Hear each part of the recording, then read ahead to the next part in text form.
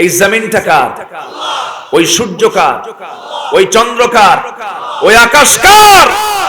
অতএব জমিনে আইন চলা দরকার কার? আসতে বলবেন না কার? এই কথা বলার কারণে যদি আমাকে বলা হয় জঙ্গি, শুনতে রাজি আছি। যদি বলা হয় সন্ত্রাসী, শুনতে রাজি আছি। কিন্তু বুক উঁচু করে বলবো, আলা লাহুল খালক ওয়াল আমর, কোন আইন নয়, সৃষ্টি যার, আইন চলবে তার। রাজি আছেন কারা কারা? হাত উঁচু করে দেখান। কারো কোনো কষ্ট নাই? সবাই শুনতে এসেছেন মোল্লার কথা না আল্লাহর কথা? মোল্লা কি মোল্লার কথা কয়? বক্তা যারা, তারা কি তাদের ব্যক্তিগত কোনো কথা বলে? তারা আল্লাহর কথা বলতে আসে। কিন্তু দুঃখ হলো, আল্লাহর কথা বলতে আসলে এখানে বাধা হবে কেন? প্রশ্ন তো এই জায়গায়। যদি আল্লাহ ছাড়া অন্য কারো কথা হতো, তাহলে সেখানে বাধা দেওয়াটা উচিত, দেওয়ার দায়িত্ব। কিন্তু আল্লাহর কথা বলতে গেলে যে কিছু লোকের গায়ে লেগে যায়, কি লাগে না? লাগে। কোরআন, আমরা জানি এই কিতাবের নাম হলো কোরআন। এই কিতাবের আরেকটা নাম আছে, তার নাম হলো ফুরকান। তার নাম কি? ফুরকান। ফুরকান মানে কি? সত্য এবং মিথ্যার যে পার্থক্য সৃষ্টি করে দেয় যে কিতাব, সেটাই হলো ফুরকান। আল্লাহ রাব্বুল আলামিন বলেন, তাবারাকাল্লাযী নাযালাল ফুরকানা আলা আবদিহি লিয়াকুনা লিল আলামিনা নাযীরা। আরেক জায়গায় বলছেন, শাহরু রমাদানাল্লাযী উনজিলা ফীহিল কুরআন হুদাল লিন-নাসি ওয়া বায়িনাতিন মিনাল হুদা ওয়াল ফুরকান। আল্লাহ তাআলা সত্য মিথ্যার পার্থক্যকারী হিসাবে কোরআন তোমার জন্য দিয়েছেন। সেই কোরআন পড়ে যদি তুমি সত্য না বোঝো, সত্যকে সত্য না বলো, মিথ্যাকে মিথ্যা না বলো, তুমি কোরআন বোঝো নাই, তুমি কোরআনের আমল করতে পারো নাই। যে ইমানদার সত্যকে সত্য বলতে পারে না, মিথ্যাকে মিথ্যা বলতে পারে না, সে কি প্রকৃত ইমানদার হতে পেরেছে? না। আমার বন্ধুগণ, আল্লাহ রাব্বুল আলামিন সত্যকে ধরতে বলেছেন, মিথ্যাকে ছাড়তে বলেছেন। তাআওয়ানু আলাল বিররি ওয়াত তাকওয়া ওয়া লা তাআওয়ানু আলাল ইসমি ওয়াল উদওয়ান।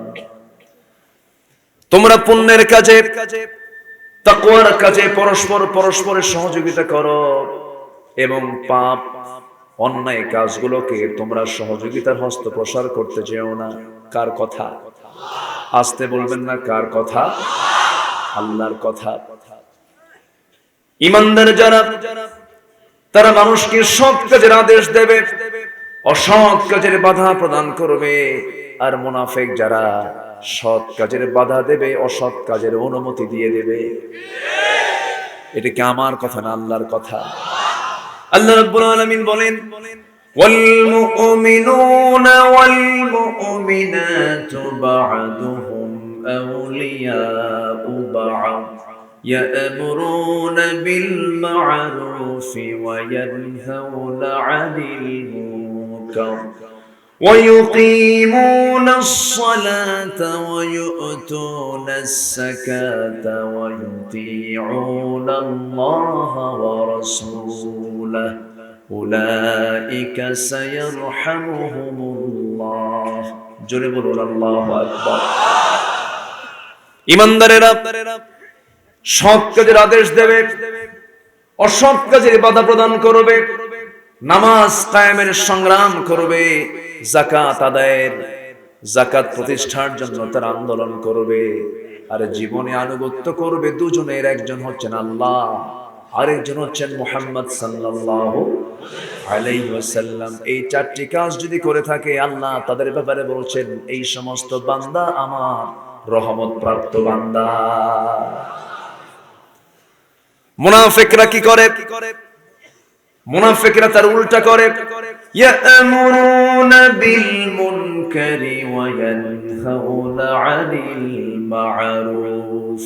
মুনাফিকরা করে কি?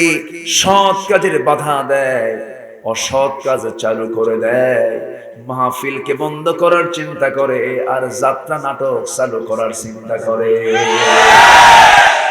আছে না নাই?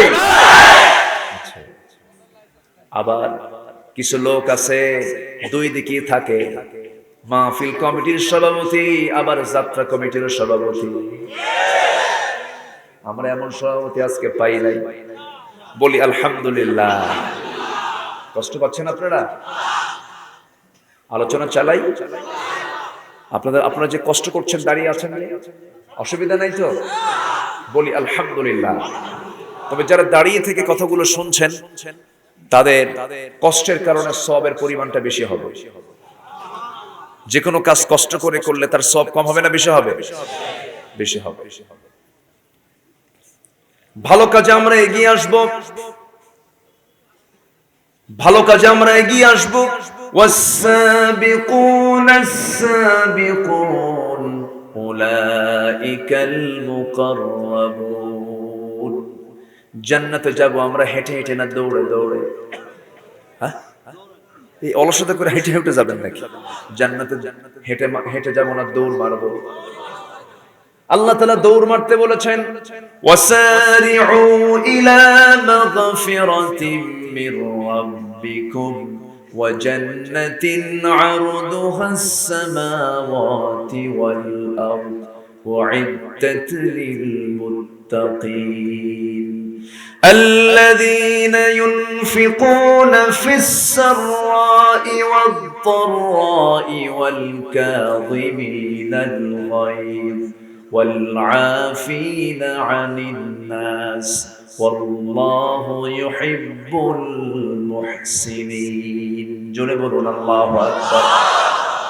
আল্লাহ রাব্বুল আলামিন বলেন, তোমরা মাগফিরাতের দিকে, জান্নাতের দিকে ব্রতী হও, দৌড়াও। মুত্তাকিদের জন্য আল্লাহ তাআলা তা নির্ধারণ করে রেখেছেন। আর মুত্তাকি কারা? যারা সচ্ছল অসচ্ছল, সাররা দাররা উভয় অবস্থায় যারা দান করে, আর মানুষকে যারা মাফ করে দেয়, এবং ক্রোধকে যারা সংবরণ করে, জিদকে যারা সংবরণ করে, হিংসা মুক্ত, ক্রোধ মুক্ত জীবনযাপন যারা করে, আল্লাহ এই সমস্ত বান্দাদেরকে মাফ করে দেন। এই সমস্ত বান্দাদেরকে আল্লাহ ভালোবাসেন। জোরে বলি সুবহানাল্লাহ। তোর নেতৃত্বে মাহফিল হবে, আমি যাব সেই মাহফিলে, এরকম আছে না?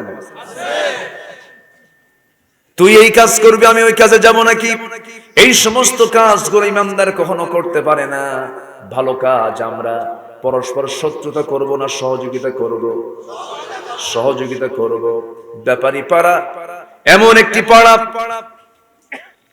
যে ব্যাপারী পাড়ায় মাহফিল চলছে আজ কততম বলেন? 39তম। এখানে 40 বছর বয়সের মানুষ কয়জন আছেন বলেন? খুব বেশি নাই নাকি? না বেশি? আমি তো যুবকদের সংখ্যাই বেশি পাচ্ছি। 30 থেকে 35 বছরের যুবকদের আজকের মাহফিল উপস্থিতি বেশি, যুবকরা বেশি। আজকে যুবকদের বয়স যত, মাহফিলের বয়স তার চাইতে বেশি। এই মাহফিলটা নিয়ে, এটা ভালো কাজ। মাহফিল একটা মৌচাক। মাহফিল একটা কি? মৌচাকে কি থাকে? মধু থাকে। মৌচাকে মধু থাকে। মধু যদি কেউ আহরণ করতে চান, মৌমাছির সঙ্গে পীড়িত করতে হবে। মৌমাছির সঙ্গে একটা পীড়িত তৈরি করতে হবে, আস্তে করে যেতে হবে। ওর সঙ্গে পীড়িত না করে যদি মধু নিতে যান, হুল ফোটায় দেবে কিন্তু, ঠিক কি না? মাহফিল একটা মৌচাক। যদি মৌচাক থেকে মধু নিতে চান, আপনি মৌমাছির সঙ্গে একটা অ্যাডজাস্ট করেন, আর আপনি যদি ঢিল মারেন, হুল ফোটায় দেওয়া হবে। মাহফিল একটা মৌচাক, মধু নিন। ষড়যন্ত্র করবেন না। ষড়যন্ত্র করবেন তো ঢিল ছুড়ে দেওয়া হবে। এজন্য ক্রোধকে আমরা সংবরণ করব। আমি গ্রামবাসীর কাছে প্রথম এই দাবিটাই করব, এই গ্রামের প্রতিটি ঘর হবে ভ্রাতৃত্বের বন্ধনে আবদ্ধ। আজকের এই মাহফিলে বাপ দাদার কথা চিন্তা করুন, ৩৯ বছর আগে বাপ দাদারা করে গেছে। সকল জিদ, সকল হিংসা সব মাটি দিয়ে আমরা এক হয়ে যাব। জোরে বলি ইনশাআল্লাহ। হতে পারবেন না ইনশাআল্লাহ? আল্লাহ তাআলা কি পৃথক দেখতে চান? না। জামাতে যখন নামাজে দাঁড়াই তখন কি কেউ বলে তুই আমার সঙ্গে দাঁড়াবি না, এরকম বলে না। সবাই মিলে এই গ্রামকে, প্রত্যেকটি গ্রামে, এই গ্রামের প্রত্যেকটা সদস্যকে আল্লাহ তাআলা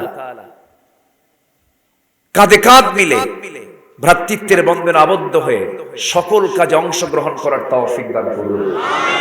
জোরে বলি আমিন। সম্মানিত ভাইয়েরা, আমাকে সাবজেক্ট দেওয়া হয়েছে, কি লেখা যেন আছে, পর্দা মানুষকে সম্মানিত করে। কিসের পর্দা? দরজার পর্দা না জানালার পর্দা না রূপালী পর্দা? পর্দা তো বহু আছে এখন।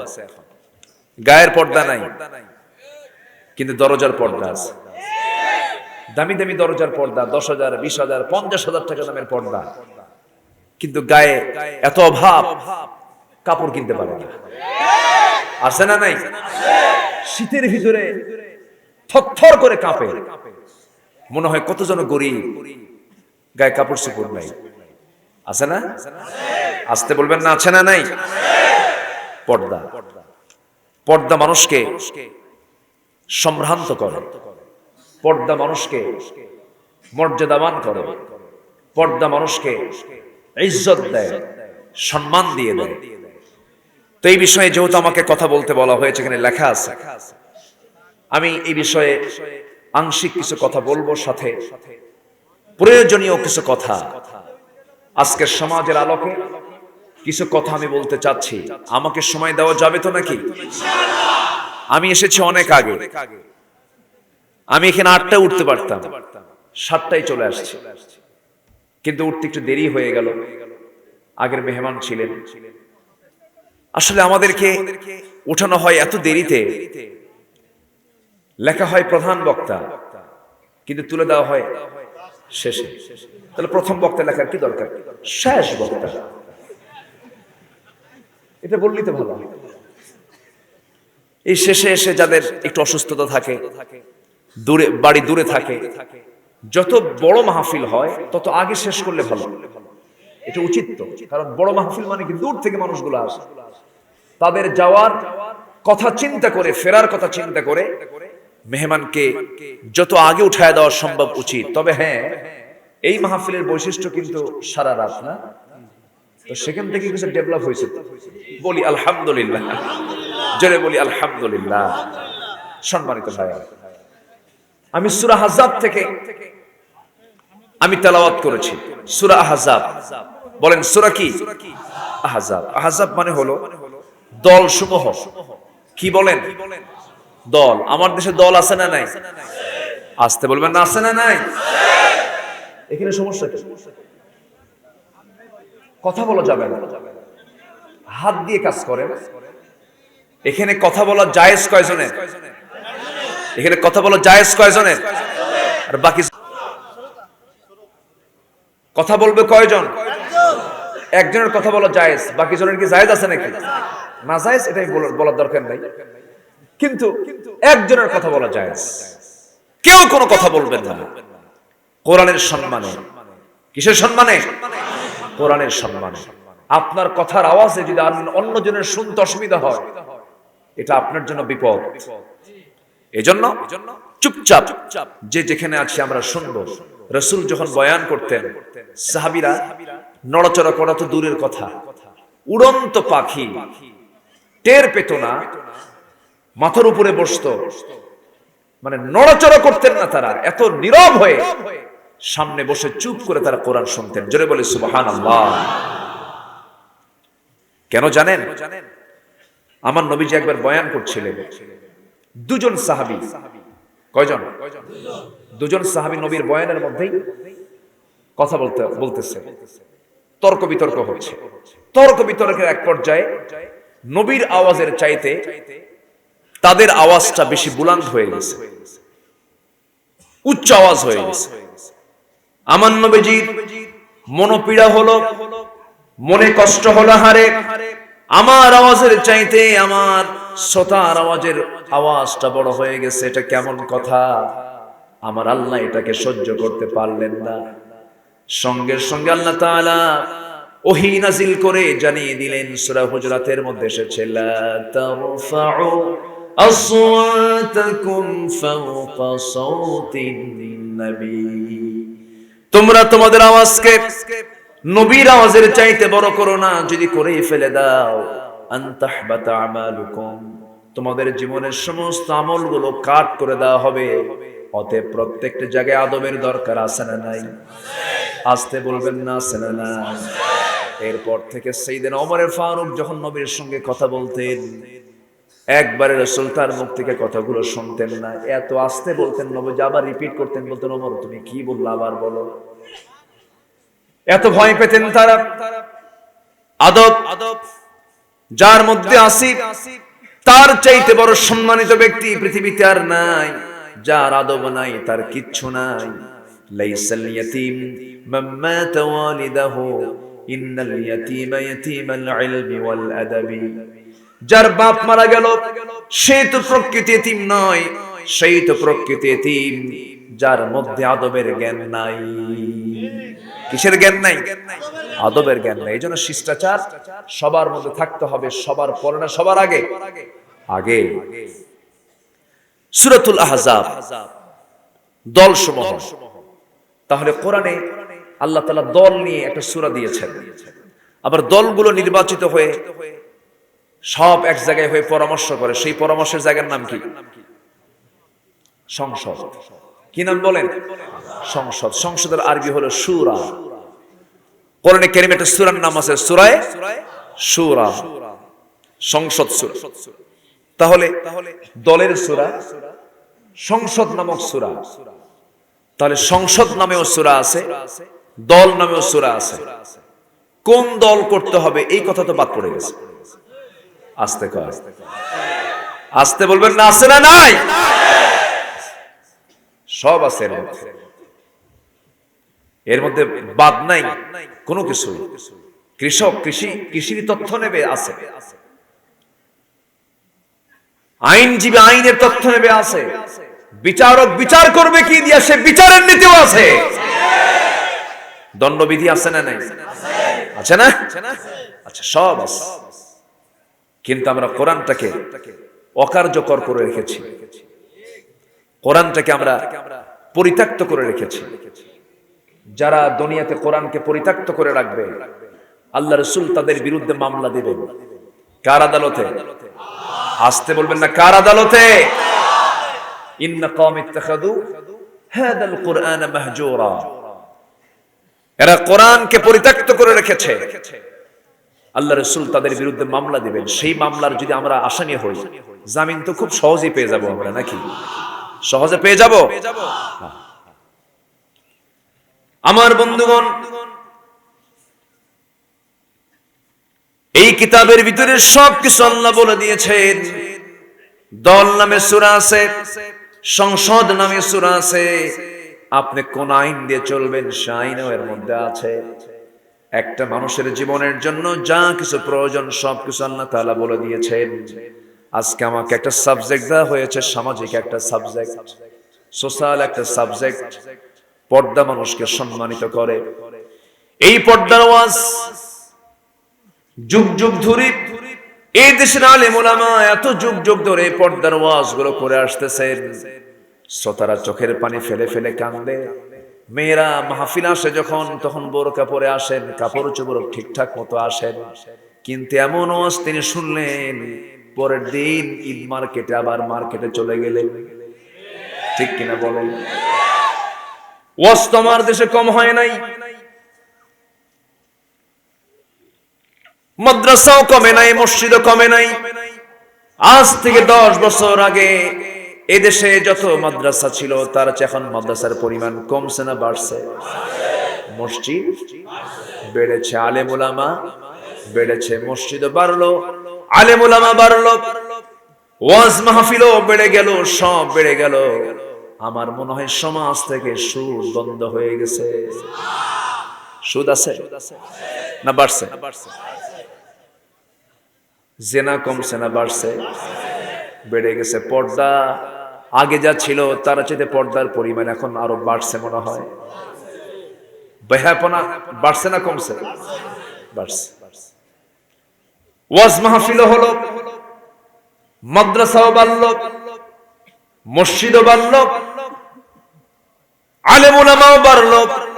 আবার এইদিকে পর্দাহীনতার পরিবেশও বেড়ে গেল, জেনার কারবারও বেড়ে গেল, সুদের কারবারও বেড়ে গেল, মদের কারবারও বেড়ে গেল।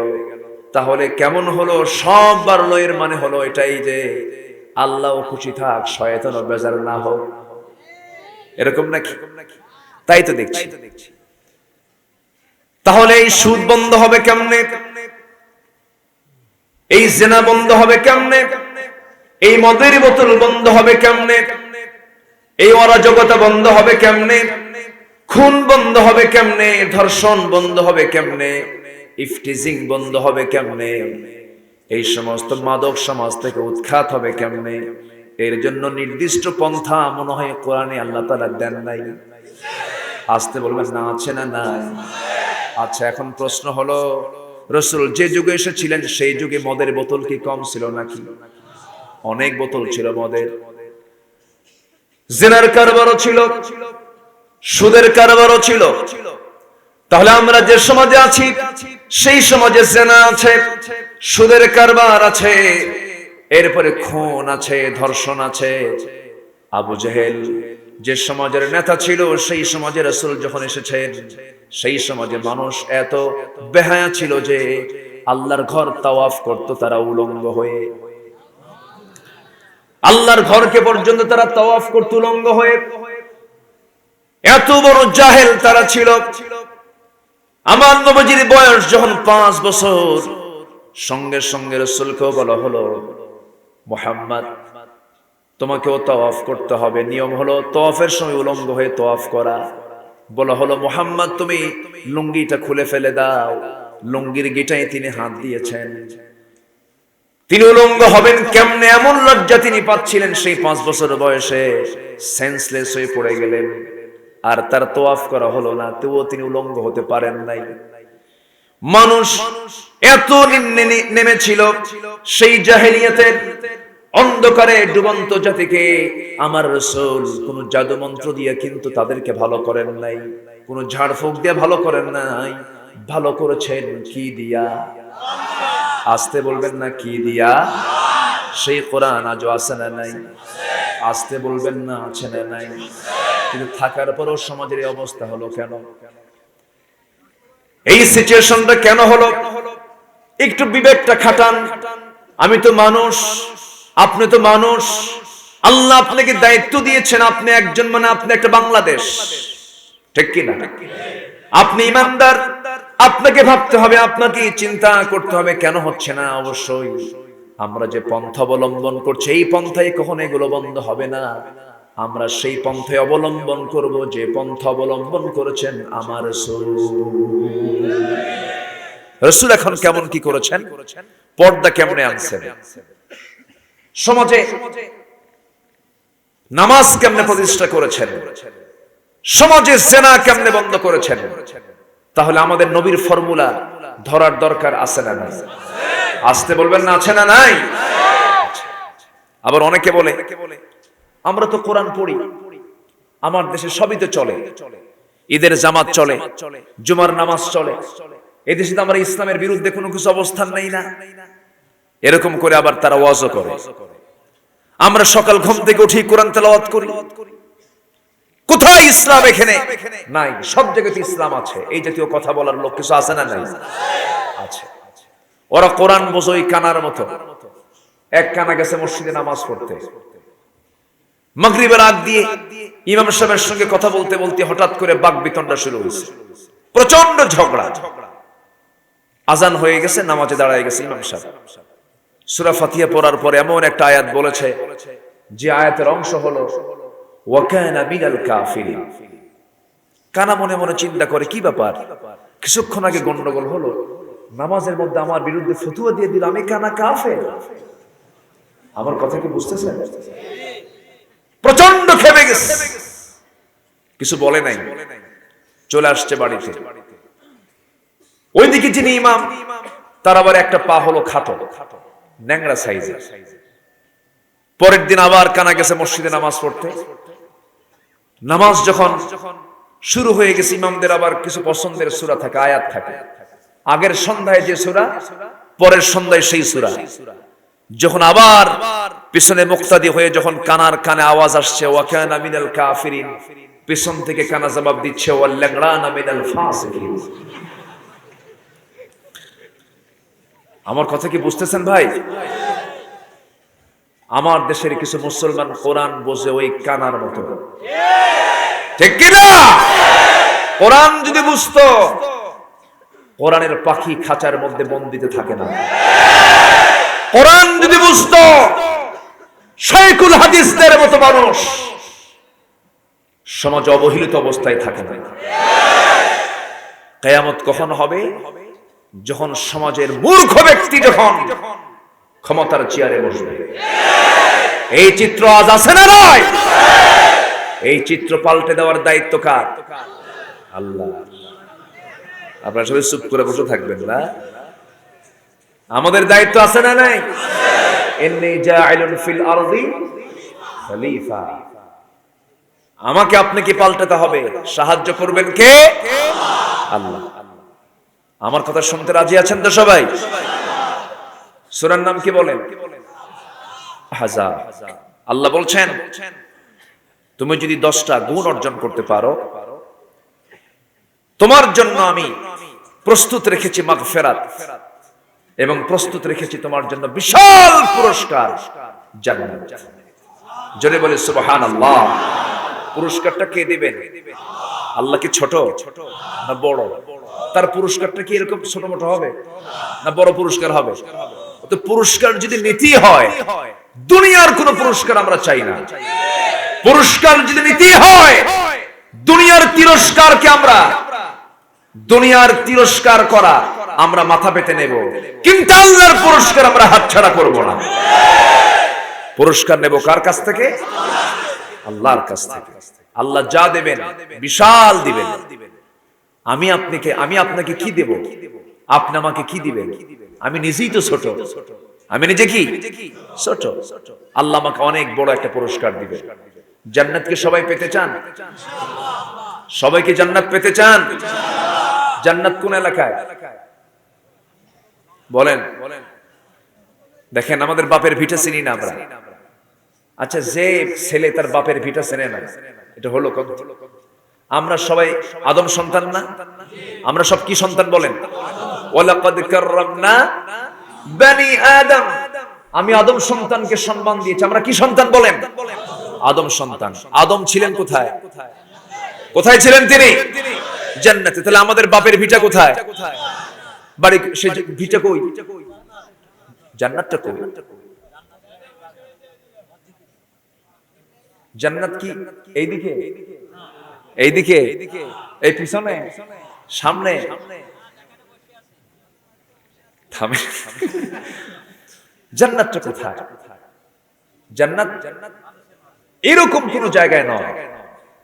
জান্নাত আল্লাহ রেখে দিয়েছেন আল্লাহর আশেপাশে, আল্লাহর ঘরের আশেপাশে। সুবহানাল্লাহ বলবেন না? আল্লাহ কোথায়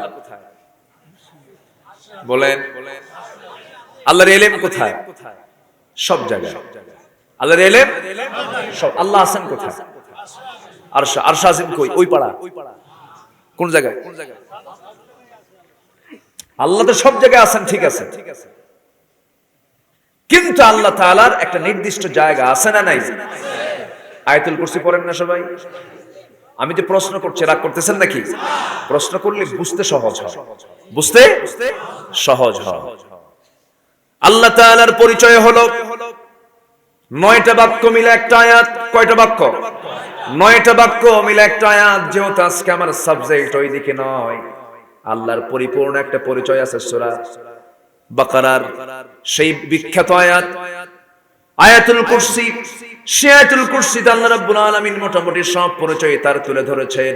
আমরা ঘুমাই, আল্লাহ ঘুমান না। আল্লাহ আমরা মরে যাই, কিন্তু আল্লাহ মরবেন না। আল্লাহ তাআলা সুন্দর করে বলছেন, আল্লাহু লা ইলাহা ইল্লা হুয়াল হাইয়ুল কাইয়্যুম লা তা'খুযুহু সিনাতুন ওয়ালা নাওম লাহু মা ফিস সামাওয়াতি ওয়া মা ফিল আরদি মান যাল্লাযী ইয়াশফা'ু 'ইনদাহু ইল্লা বিইذনিহি ইয়া'লামু মা বাইনা আইদিহিম ওয়া মা খালফাহুম ওয়া লা ইউহীতুনা বিশাইইন মিন 'ইলমিহি ইল্লা বিমা শাআ وسع كرسيه السماوات والأرض ولا يؤوده حفظهما وهو العلي العظيم জোরে বলুন আল্লাহু আকবার। আল্লাহ তাআলার পরিচয় হলো আল্লাহর আরশে আজিম আছে না নাই? তার আরশে কুরসি আছে না নাই? এত বড় আরশে কুরসি কোথায় কোথায়? আমার আল্লাহ শুধু উপরে নন, আমার আল্লাহ হলেন সবার উপরে।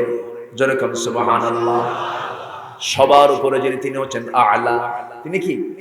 আ'লা। সাব্বিহ ইসমা রাব্বিকাল আ'লা। আ'লা না, বলেন আ'লা।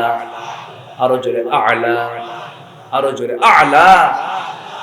আ'লা হলো শুধু উপর, আ'লা সুপারলেটিভ ডিগ্রি, ইসমে তাফজিলের সিগা, সবার উপরে। তিনি কে? আসতে বলবেন, তিনি কে? সেই সবার উপরে এই পৃথিবীর একজন মানুষকে আল্লাহ তাআলা মেহমান করে তুলেছেন দুনিয়াতে থাকতেই। তিনি কে বলেন? মুহাম্মদ সাল্লাল্লাহু আলাইহি ওয়াসাল্লাম। দুনিয়ার কোন বিমানে চড়ছেন নাকি? দুনিয়ার বিমানে চললে কি যাওয়া হতো? দুনিয়ার বিমানে চললে কি সেখানে যাওয়া হতো? আল্লাহ তাআলা কোথায়? এত উপরে। আল্লাহ তাআলা আরশ আজিমের সমাসীন। আর রহমানু আলাল আরশি ইস্তাওয়া। আরশ আজিমে তিনি সমাসীন।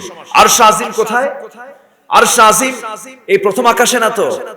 এই যে আমরা আকাশ দেখছি, আকাশটা দেখতে কেমন? কি কালার বলেন? কি আকাশ? নীল আকাশ, ব্লু স্কাই। এই বিশাল আকাশ, দূর দিগন্ত, এর মাঝে আছে একটা সূর্য প্রদীপ্ত। তাবারাকাল্লাযী জাআলা ফিস সামাই বুরুজাও ওয়া জাআলা ফিহা সিরাজান ওয়া কমারাম মুনীরা। আল্লাহু আকবার বলেন।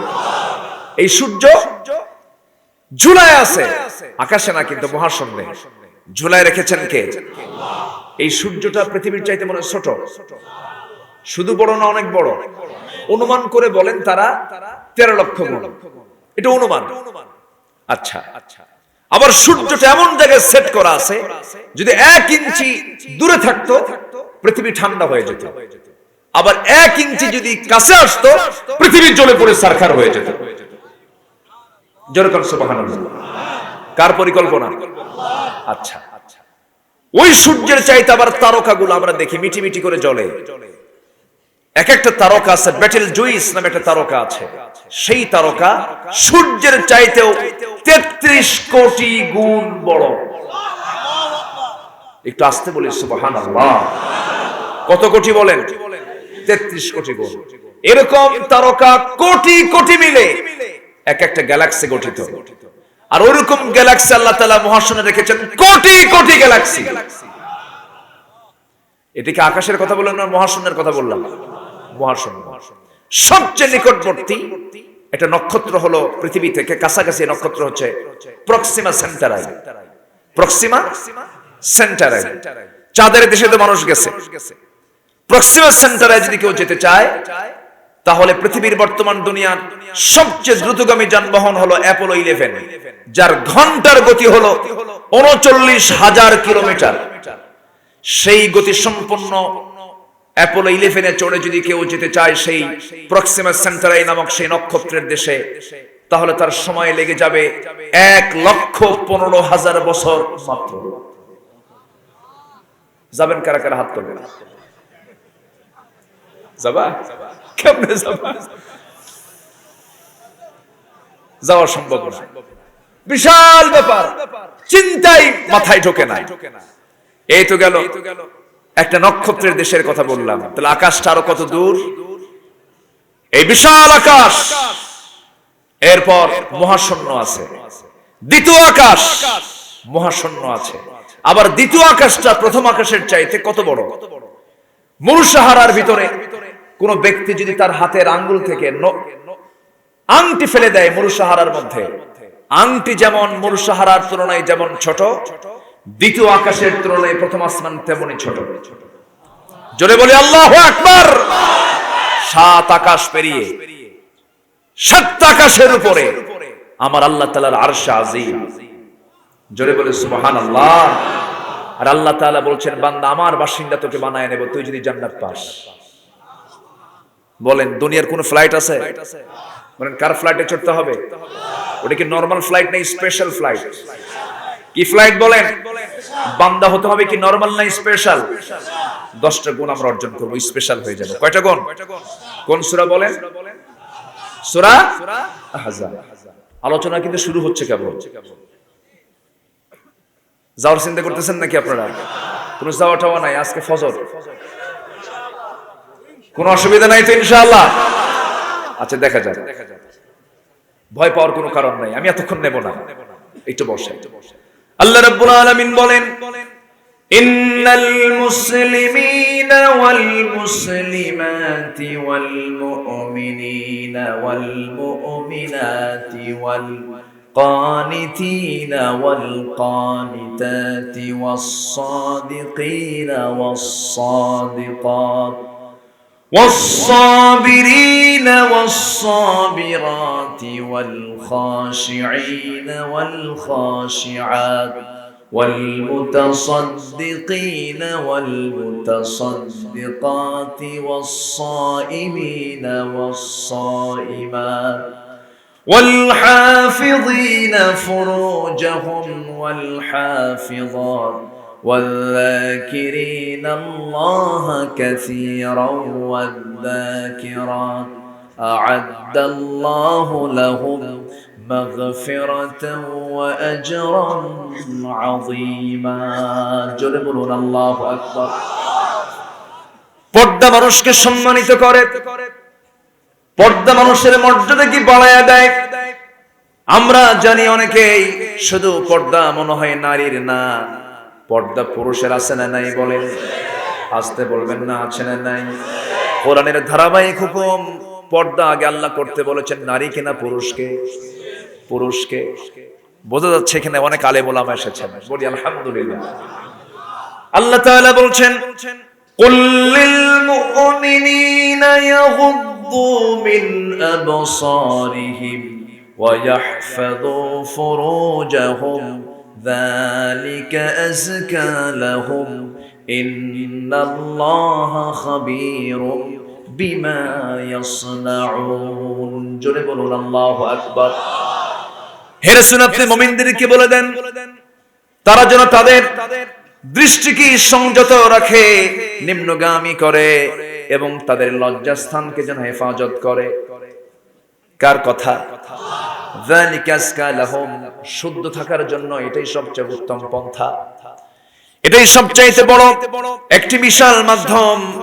আল্লাহ তাআলা মুমিনদেরকে ডাক দিয়ে বলছেন, চোখটাকে কন্ট্রোল করো, দৃষ্টিকে তুমি কন্ট্রোল করো, কারণ প্রথম দৃষ্টি তুমি দিবা, আমি আল্লাহ মাফ করে দেব। দ্বিতীয় দৃষ্টি নারীর দিকে তাকাবা, পর নারীর দিকে তাকাবা, গুনাহ কবিরা হয়ে যাবে, মারাত্মক গুনাহ হয়ে যাবে। প্রথমবার তাকালে মাফ, দ্বিতীয়বার তাকালে মাফ না পাপ, মাফ না পাপ। অনেকদিন আগে এক মাহফিলে, প্রায় 14-15 বছর আগে হবে, এক যুবক পাশে থেকে দাঁড়ায় বলে, হুজুর প্রথমবার যেহেতু তাকানো জায়েজ আছে, মাফ আছে, তাহলে এক নজরে এক তালে 1 ঘন্টা দেখুন। জোরে কোন নাউজুবিল্লাহ। সম্মানিত ভাইয়েরা, হঠাৎ নজর পড়ে গেছে, আল্লাহ তাআলা তাকে মাফ করে দিবে। এটা কার হুকুম? আসতে বলবেন না, কার হুকুম? আল্লাহর হুকুম। আজকে মেয়েদের দিকে তাকানো তো আছেই, শুধু কি তাকায় না, ক্যাম্পাস প্রাঙ্গণ, একটা ইডেন কলেজ, একটা মহিলা শিক্ষাঙ্গন, ছাত্রীরা সেখানে পড়াশোনা করে, মহিলা কলেজ যেটা ইডেন কলেজ, সেই জায়গার মেয়েদেরকে কলঙ্কিত করেছে কিছু দুষ্ট চক্র, ঠিক কিনা বলেন? তাদেরকে জেনায় বাধ্য করা হয়েছে। আমি ইডেনকে নিয়ে কোনো বাজে মন্তব্য করব না, কারণ শিক্ষাঙ্গন পবিত্র অঙ্গন। শিক্ষাঙ্গনে ওই ইডেন কলেজে এমন ছাত্রীও আছে যারা তাহাজ্জুদ পড়ে, এরকম আছে না নাই? আছে। কিন্তু এই জাহাঙ্গীরনগর ইউনিভার্সিটির সেই ধর্ষণ করে যে সেঞ্চুরি করলো, তার কোনো বিচার কিন্তু আজ পর্যন্ত আমরা পাইনি। ইডেন কলেজকে যারা কলঙ্কিত করেছে, তার বিচারও আমরা পাই নাই। অতএব এই জাতীয় নেতৃত্ব দিয়ে সমাজে প্রকৃত নারীর মর্যাদা কখনো প্রতিষ্ঠা করা সম্ভব না। যে যদি হয় সে রক্ষক, সেই যদি হয় যদি সে ভক্ষক, সেই জায়গায় কোনোদিন সিকিউরিটি, নিরাপত্তা কখনো নিশ্চিত হতে পারে না। সম্মানিত ভাইয়েরা, পর্দার বিধান, এই বিধান কে দিয়েছেন? আসতে বলবেন না, কে দিয়েছেন? আল্লাহ দিয়েছেন। নারী এবং পুরুষ আল্লাহ তাআলার সৃষ্টি, এবং আল্লাহ তাআলা বলে দিয়েছেন 14 জন পুরুষকে অথবা 14 জন নারীকে পুরুষ দেখতে পারবে, আবার 14 জন নারী 14 জন পুরুষকে দেখতে পারবে মাহরাম। আল্লাহ তাআলা তাদের মাঝে বিয়েটাকে হারাম করেছেন। যেরকম বাবার সাথে তার নিজের মেয়ে দেখা করা জায়েজ আছে না নাই? সেটা কি বুকের কাপড় ছাড়া? আসতে কয়, বুকের কাপড় ছাড়া? শরীরের কাপড় চোপড় কি টাইট হবে না ঢিলা হবে? ঢিলা হবে। শালীন পূর্ণ পোশাক পরে বাবার সামনে আসতে হবে। কিন্তু এমন অসভ্য বাপও আছে সমাজে, যারা নিজের মেয়েকে মঞ্চে তুলে দিয়ে বলে, মা তুমি নাচো, আমি একটু তালি মারি। আছে না নাই? থাপ্পড় মেরে 32টা দাঁত ভাঙা দরকার বেয়াদবদের। এরা বলে আবার আমরা সুশীল সমাজ। আছে না নাই? আছে। কি বলবেন আমার দেশের অবস্থা? আমার দেশে তো আগে বাচ্চার মা হয়, এরপর গায়ে হলুদ হয়, এরপরে বিয়া হয়। ঠিক আছে না? এই হলো আমার দেশ।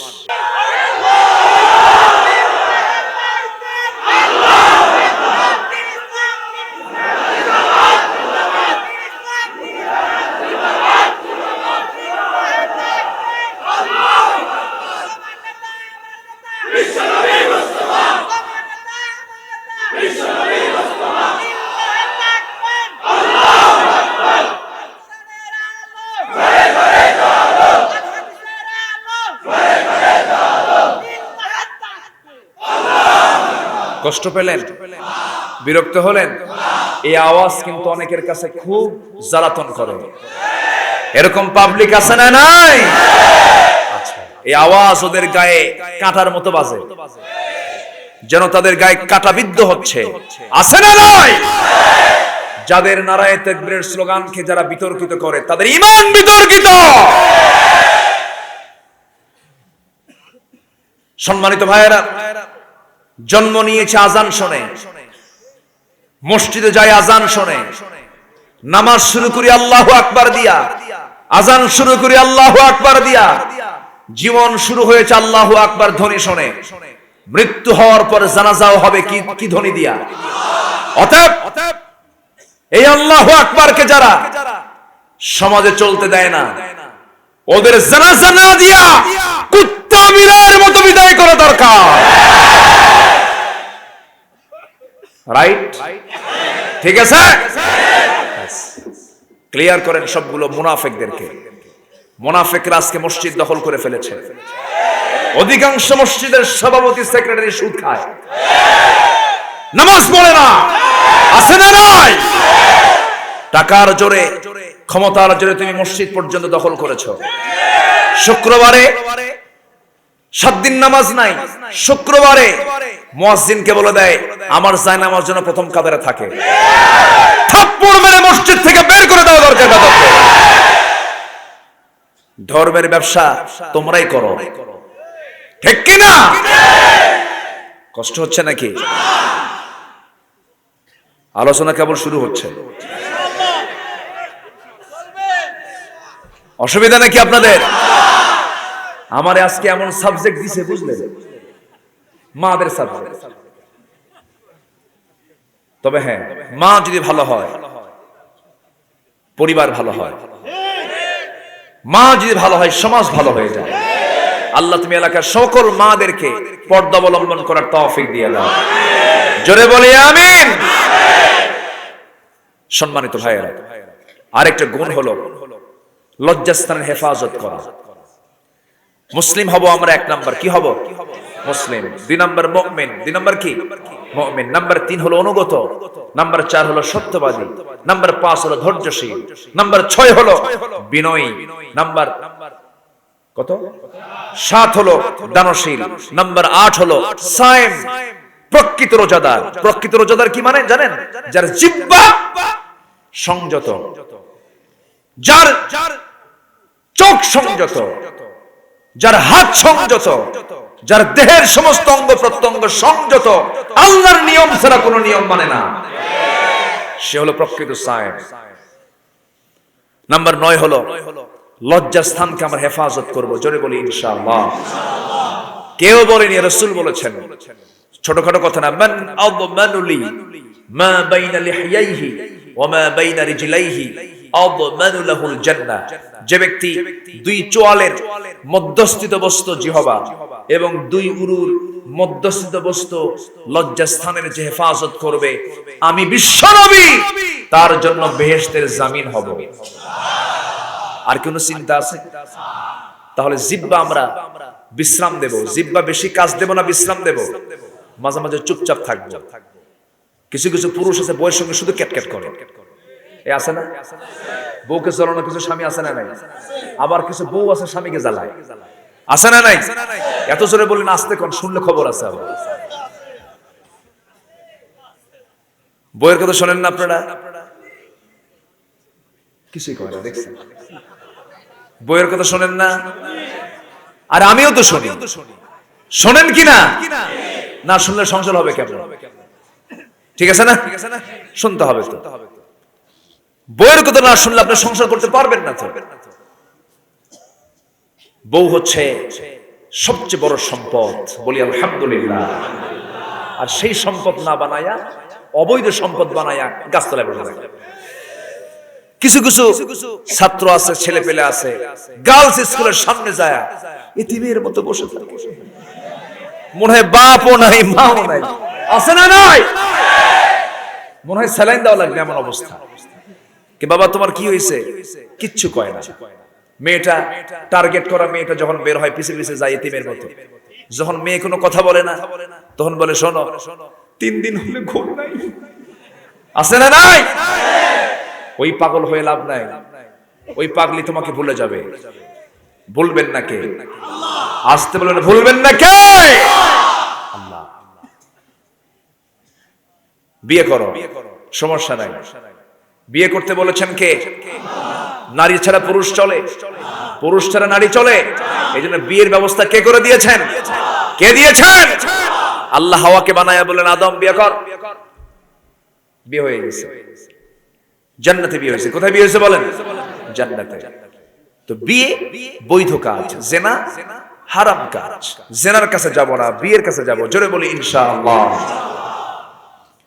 তোমার যদি যুবক বিয়ে করার শখ হয়, আব্বাকে বলবো আব্বা বিয়ে করা। কিছু বাপ আছে বেজুত, কিছু বাপ বেকুব আছে, বেকুব। টাকা আছে, পয়সা আছে, ব্যবসা আছে, বাণিজ্য আছে, সবই আছে। ছেলে যদি বলে বাবা বিয়ে করাও, হুঁশ নাই, কেমন করে কথা বলিস, বিয়ে করার সময় হয়েছে নাকি? আছে না? আছে না? আছে না নাই? যৌবন আসে কখন আর বিয়ে করে কখন? বিয়ে করার সময় হয় না, কিছু কিছু গার্জিয়ানদের ছেলের বিয়ে নাকি 40 বছরে করাতে হবে। 40 বছর 50 বছরে যদি বিয়ে করে 60 বছরে বাপ হবে। 60 বছরের সেই ছোট্ট বাচ্চাকে নিয়ে যদি রাস্তায় হাঁটে তখন লোক বলবে এই ছেলে এটা তোমার দাদা না নানা, কি ঠিক কিনা? ওই বিয়ে করে লাভ নাই। ওর চেয়ে গ্রামের সাধারণ খেটে খাওয়া মানুষই ভালো আছে। 21 বছরে বিয়ে করে 23 বছরে বাপ হয়, 37 বছরে মেয়ে বিয়ে দিয়া 40 বছরে দাদা হয়, আর 60 বছরে মহাদাদা মহারাজা, ঠিক কিনা? ইনিংস শেষ, ইনিংস পূরণ করে। কি রাগ করতেছেন নাকি আপনারা? ইসলাম কত সুন্দর, ইসলাম কত সুন্দর, বলি আলহামদুলিল্লাহ। আমরা ইসলাম মানবো, শান্তি পাবো। ইসলাম মানবো না, শান্তি হবে, শান্তি হবে। অকাম কুকাম করো না যুবক, তোমাকে বিয়ের সিদ্ধান্ত নিতে হবে। রিজিকের দায়িত্ব কার?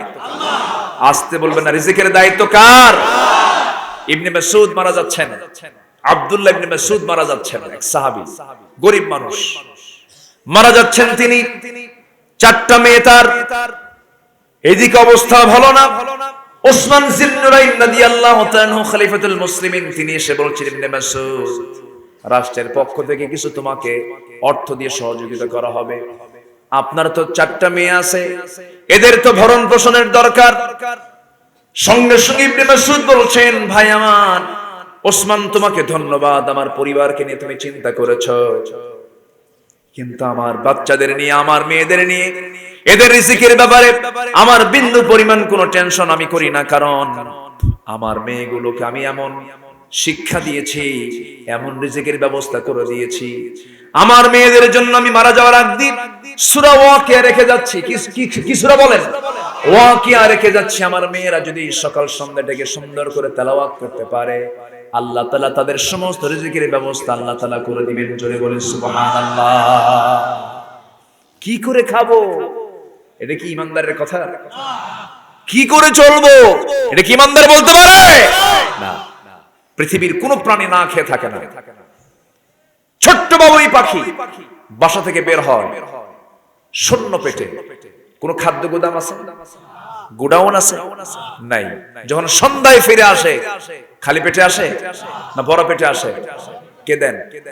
আসতে বলবেন না, কে দেন? আল্লাহ তাআলা বলছেন, আমার বান্দার নির্ভরতা যদি আমার উপরে পরিপূর্ণ থাকতো, আমি তাকে পাখির মতো রিজিক দিতাম। কিসের মতো? পাখির মতো। কিন্তু আমরা টেনশন করি, হতাশ হয়ে যাই। হতাশা ইমানদারের নয়, হতাশা আসে শয়তান থেকে। আমরা কোনোদিন হতাশ হব না। জোরে বলি ইনশাআল্লাহ। লজ্জাস্থানের হেফাজত করতে হবে।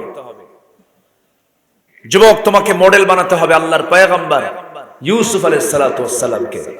আল্লাহু আকবার। ইউসুফ আলাইহিস সালাতু ওয়াস সালাম সুন্দর সুশ্রী একজন মানুষ ছিলেন। এত সুন্দর চেহারা ছিল, আমার নবীর পরে পৃথিবীতে সেকেন্ড পারসন হচ্ছেন ইউসুফ আলাইহিস সালাতু ওয়াস সালাম। চেহারার দিকে তাকালে চোখ ফিরানোর কোনো সুযোগ ছিল না। এই সুন্দর চেহারায় ছিল তার জীবনের জন্য একটা বিশাল বড় পরীক্ষা। অতএব সুন্দর যাদের চেহারা আছে তাদের পরীক্ষা আছে না নাই? বারবার চেহারা দেখে আর দেখে আমি একখান মা, আছে না? আছে না? আছে না?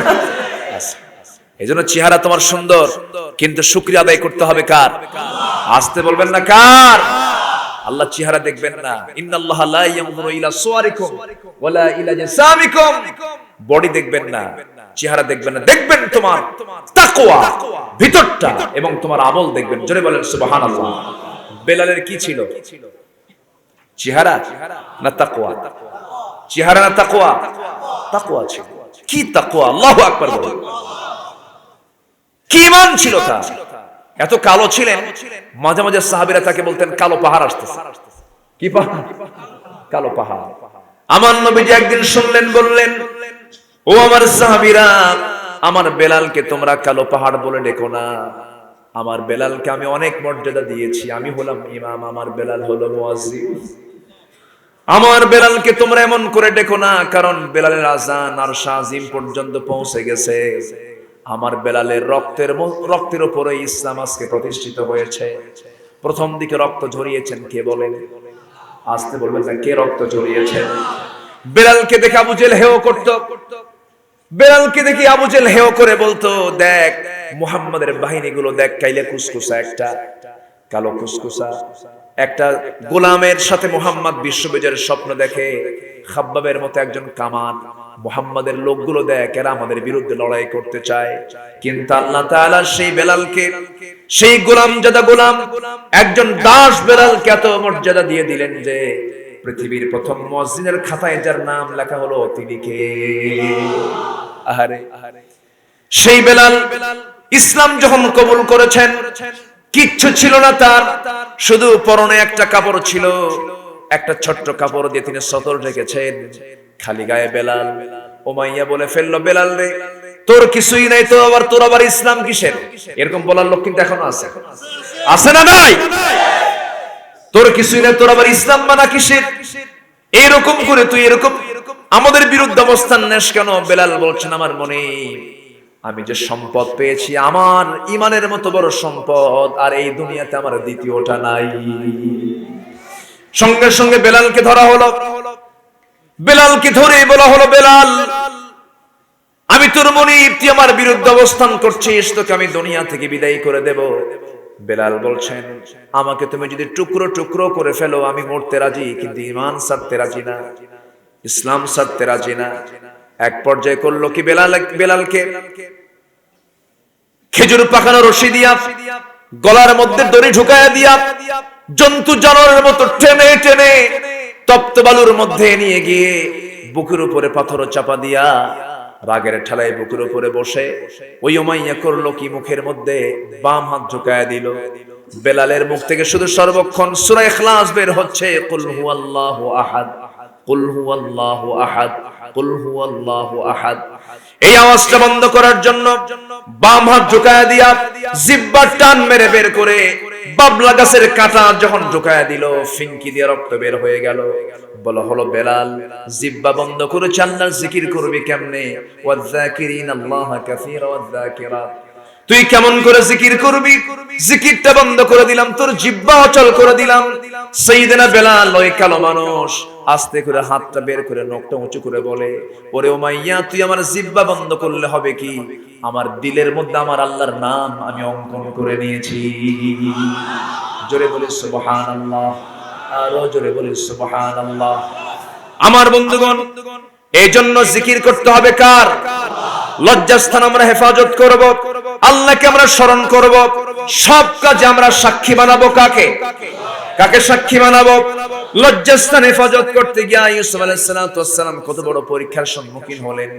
সম্ভ্রান্ত নারী রাজরানী জুলাইখা যখন তাকে প্রস্তাব দিয়ে ফেললো, বিশাল বড় রাজপ্রাসাদের ভিতরে অন্দরমহলে 12টা দরজা লক আপ করে ঘরের মধ্যে তুলে নিয়া সুন্দরী একজন নারী তাকে প্রেমের প্রস্তাব দিচ্ছে।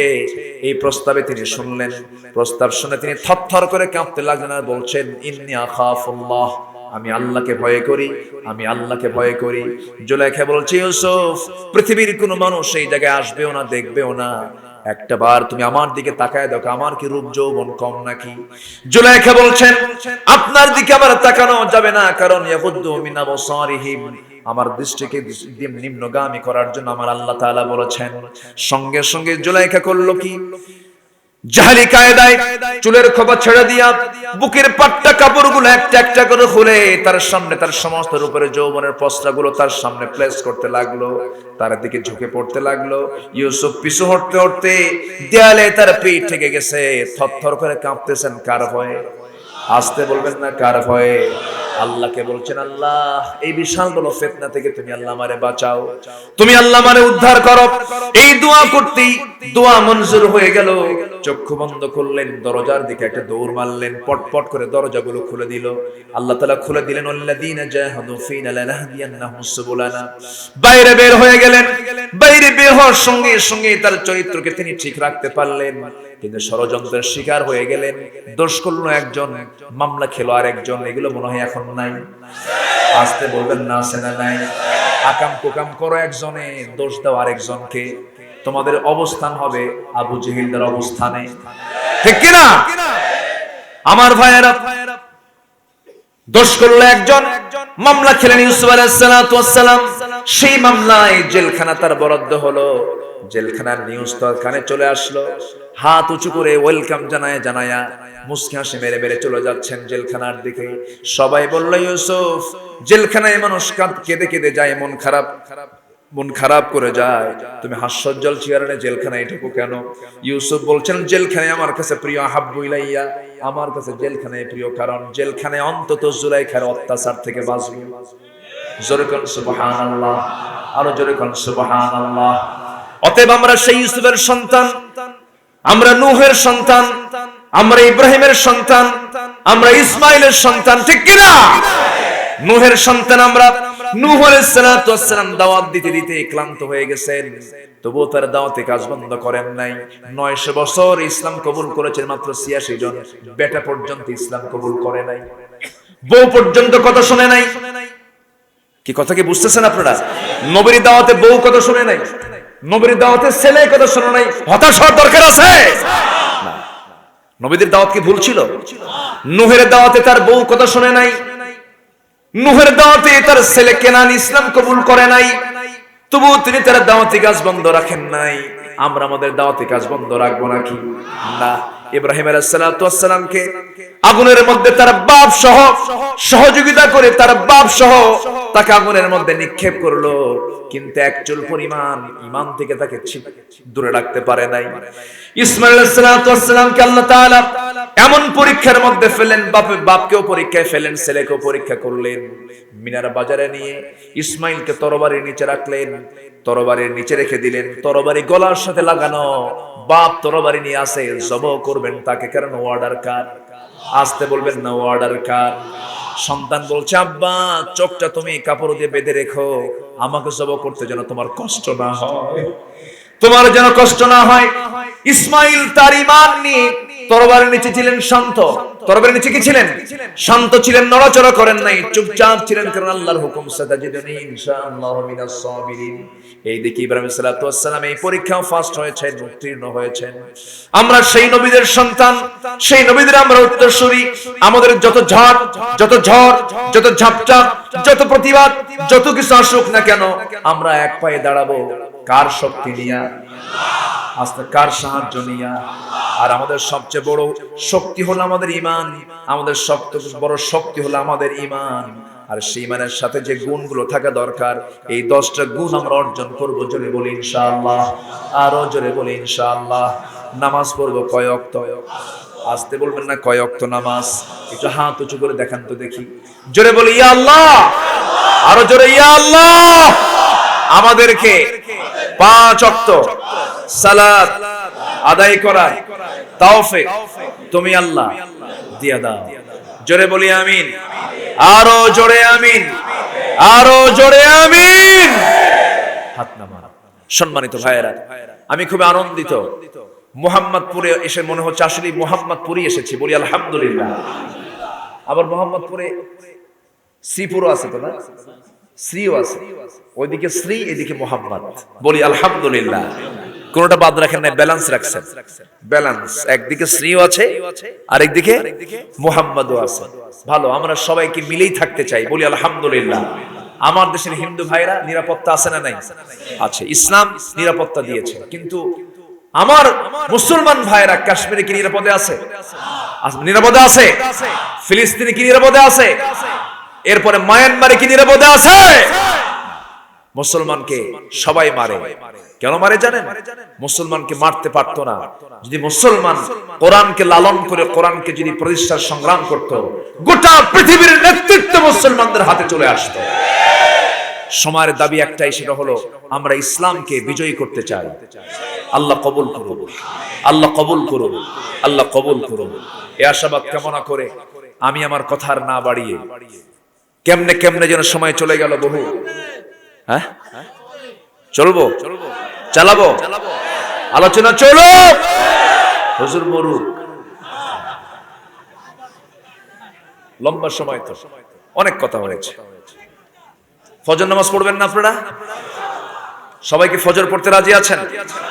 জোহর, আসর, মাগরিব, এশা, আল্লাহ সবাইকে 5 ওয়াক্ত নামাজি বানায় নেন।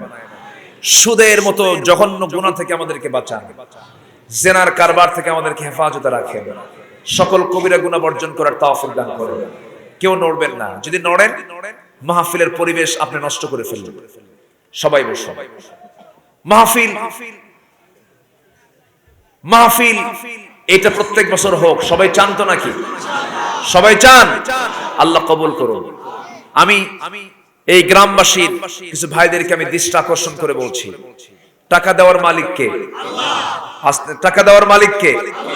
আবার টাকা মুহূর্তের মধ্যে ফিরিয়ে নেওয়ার মালিকও আল্লাহ। সম্পদ দেন আল্লাহ, নেন আল্লাহ। এটাকে অহংকারের জন্য কারণ না হয়ে গ্রামের মধ্যে যেন বিচ্ছিন্নতা না সৃষ্টি হয়।